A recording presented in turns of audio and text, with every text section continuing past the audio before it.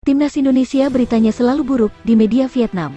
Media Vietnam, Soha.vn, menyebut tim nasional, Timnas Indonesia, sebagai semifinalis Piala AFF 2020 terburuk. Penilaian itu berdasarkan jumlah pelanggaran dan kartu yang diterima skuad Garuda, julukan Timnas Indonesia di Piala AFF 2020.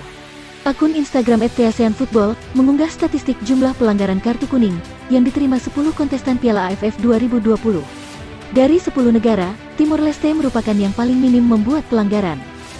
Negara yang pernah masuk ke dalam bagian negara kesatuan Republik Indonesia itu hanya mencatatkan 36 pelanggaran. Namun, jika ukurannya tim yang paling minim mendapatkan kartu, Timor Leste bukan yang terbaik.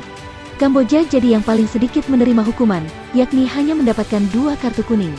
Lantas, bagaimana dengan statistik semifinalis Piala AFF 2020 yang berisikan Timnas Indonesia, Vietnam, Thailand dan Singapura? Vietnam yang paling sedikit membuat pelanggaran.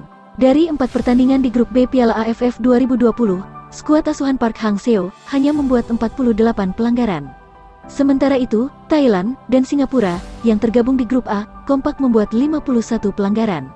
Bagaimana dengan Timnas Indonesia? Skuad asuhan Shin Tae-yong menjadi yang terburuk dengan mencatatkan 58 pelanggaran.